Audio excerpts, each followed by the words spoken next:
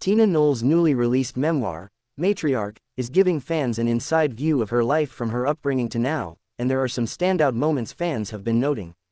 The businesswoman, designer and mother of Beyoncé and Solange Knowles released her book on April 22. In it, she shares intimate details about her life, including private and public battles. Oprah Winfrey announced the book as the latest selection for her famous Oprah's Book Club. As fans know, Knowles first announced her book last fall.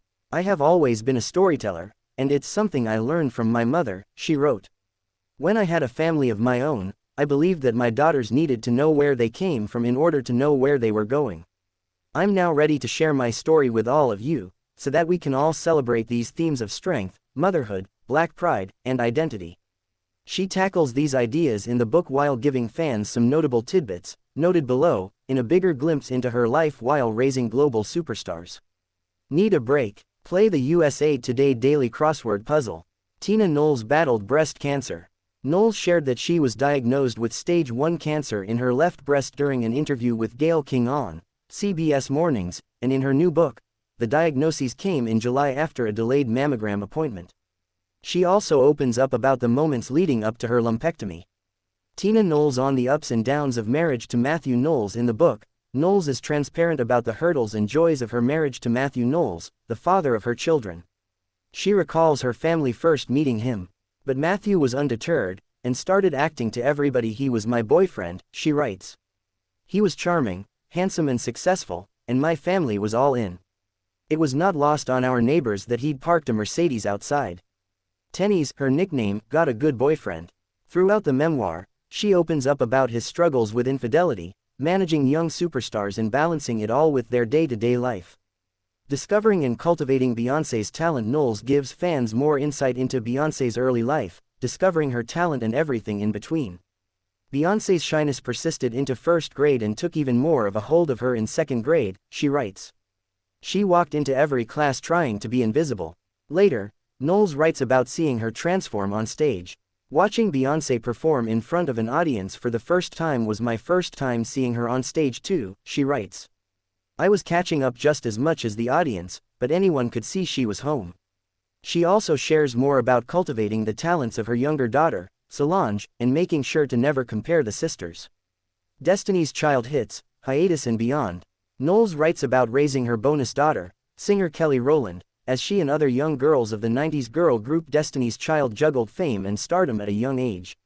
Even with this success, there was a constant pressure from some at Sony and Columbia for Destiny's Child to change who they were, Knowles writes. Later, she writes about the girls working on hit singles and when they decided to take a hiatus.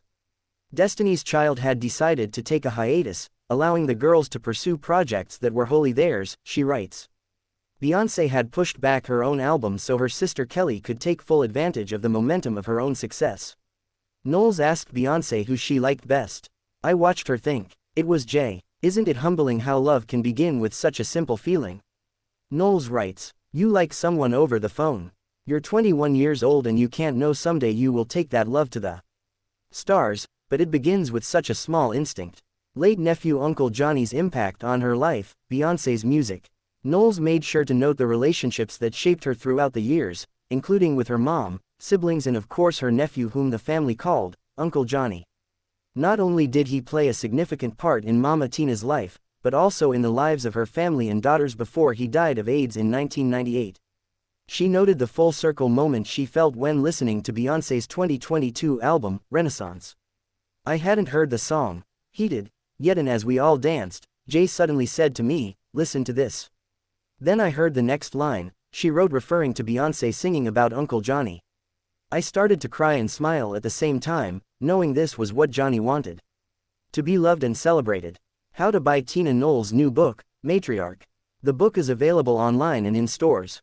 Fans can purchase a limited edition signed copy of the book at Barnes & Noble for $35. On Amazon, the paperback is going for $32, and the hardcover is available for $22.86.